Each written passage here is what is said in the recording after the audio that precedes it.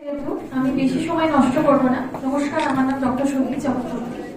আমি আজকে এসেছি দাদা বিশ্ববিদ্যার আমন্ত্রণে। আর আজকে সুমধুবাবুর জন্মদিন, তাই অনেক শুভেচ্ছা জানাচ্ছি ওনাকে। আমি এখানে যারা আছে তাদের থেকে অনেকই ছোট আর কি। সাহিত্য চর্চা বলতে গেলে আমি খুবই বিশেষ বছর ধরে করছি না, খুবই অল্প বছর ধরে করছি। আসলে বাই প্রফেশন যেটা বলে, আমি হচ্ছি অধ্যাপিকা, মানে আমি সম্পূর্ণ বিজ্ঞানের ছাত্রী আর কি।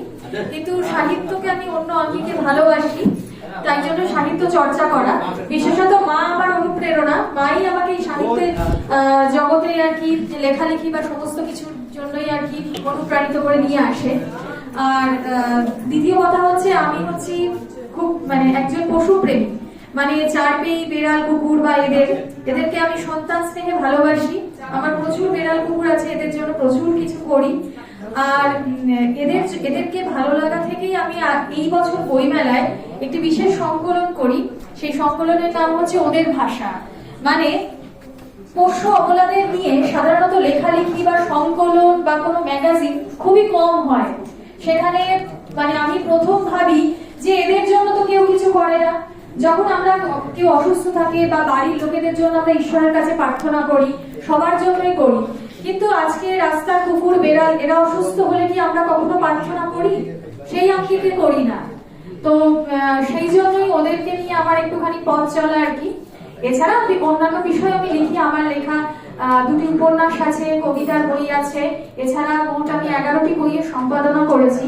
তার মধ্যে বিষয়ভিত্তিক কাজ হচ্ছে পোষ্যদের নিয়ে, আরেকটি ঈশ্বর আধ্যাত্মিকতা, দুর্গাপুজোর একাল সেকাল, এরকম বিভিন্ন রকম বিষয়ভিত্তিক কাজ করতে পছন্দ করি। যাই হোক, আমি যেহেতু আজকে শিশু সাহিত্য চর্চার একটি অনুষ্ঠান এসেছি, তাই যেটা আমি দেখেছি বর্তমানে যারা শিশু তারা হচ্ছে জেনারেশন জেড, যেটাকে বলে জেন জি বলে, ঠিক আছে? সেটাকে একটা শিশু তো সেই এখানে গাছ দেখে আমার যেটা মনে হলো যে একটা চারা গাছের মতো। সেই চারা গাছকে মহিরূহ করে ওঠার পেছনে তার মা বাবারই হাত থাকে। এই জেনারেশন জেড যেমন আমাদের থেকে অনেকটাই এগিয়ে আছে, অনেক কিছুই তারা জানে, মোবাইল ফোনে অনেক কিছুই, বা হয়তো কি বলবো আধুনিক অনেক কিছুই তারা তাড়াতাড়ি রপ্ত করে ফেলে আমাদের থেকেও বেশি। কিন্তু আমার মনে হয় কখনো না কখনো তারা ফোনের উপর এতটাই অ্যাডিকশন হয়ে যায় যে তাদের স্ক্রিন টাইম যেটাকে একটু অন্তত কখনো না কখনো কম করা উচিত। সেক্ষেত্রে আমার মনে হয় বাবা মারা সেই ব্যাপারে দায়িত্ব নেবে, আমি যেটা উপলব্ধি করেছি। আরেকটা জিনিস আমার খুব অবাক লাগে, আমরা বাংলা ভাষাকে এত ভালোবাসি, প্রত্যেকে বাঙালি।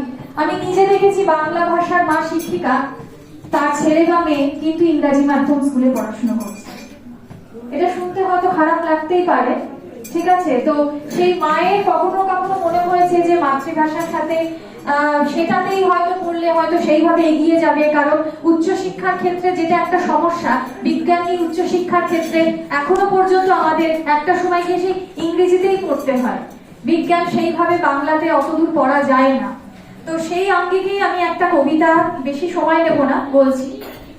মাতৃভাষার আকুতি। আমি যদিও বাচিক শিল্পী নই, তো ক্ষমা করে দেবেন যদি কিছু ভুল ত্রুটি হয় আর কি। স্কুলের উঁচু গেটটা আজ মায়ের চোখে এক বিদেশি সাম্রাজ্যের দরজা, যেখানে নিজের ভাষা খোয়ালে তবেই পাবে প্রবেশাধিকার। ছেলের হাতটা শক্ত করে ধরেন মা, যেন অতল জোয়ারে ডোবা জাতির শেষ নৌকা তিনি আঁকড়ে ধরেছেন। নিজে বাংলা মাধ্যমের বাংলার শিক্ষিকা, চকের ধুলোয় তার আঙুলে আজও ফোটে বাংলা বর্ণমালার সাদা ফুল। অথচ ছেলের স্কুলে সাজানো করিডরে তিনি নিজেকে দেখেন এক অপরাধী ভাষার একলা দূত। 21শে ফেব্রুয়ারি ভাষা দিবসের মঞ্চে মা দাঁড়ান চণ্ডালীর মতো শক্ত হয়ে। তার কণ্ঠ থেকে ঝরে পড়ে রক্তাক্ত দিবসের তাৎপর্যের আলো। জাপান নিজের ভাষায় বিজ্ঞান গড়ে, রাশিয়া মাতৃভাষার প্রযুক্তির পাহাড় তোলে। কোরিয়া, চীন, ফ্রান্স কেউ তো নিজের ভাষার মর্যাদা খোয়ায়নি। তারা নিজের জিহ্বায় পৃথিবীকে মাপছে কত সহজেই। সামনে বসা ছাত্রীরা, তাদের মুখ যেন শুকনো নদীর বালুচরে আটকে থাকা জলজ ফুল। যেন তাদের মধ্যে কিছুজন চেয়েছিল মাতৃভাষাকে উচ্চশিক্ষার ধ্রুবতারা করতে। কিন্তু তাদের ইচ্ছেগুলো অভিভাবকের টেবিলে কাগজের মতো ভাঁজ হয়ে গেছে। বিজ্ঞান না নিলে ভবিষ্যৎ নেই, এই কথাটা যেন অদৃশ্য চাবুকের মতো ছাত্রদের স্বপ্নকে তাড়িয়ে বেড়ায়। মা নিজের বুক থেকে সেই চাবুকের দাগ স্পষ্ট অনুভব করেন, কারণ তিনি নিজের ছেলেকে অন্য ভাষার সোনালী প্রতিশ্রুতিতে নাম লিখিয়েছেন।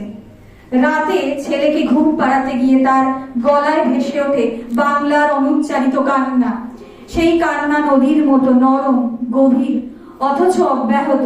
তিনি ছেলের কানে ফিসফিস করেন, ভাষা শুধু শব্দ নয়, ভাষা হলো মানুষের ভেতরের গোপন আয়না। তুমি যতই বাইরে আলো খোঁজো, নিজের ভাষাটাকে যেন কখনো অন্ধকারে ফেলে দিও না। নমস্কার।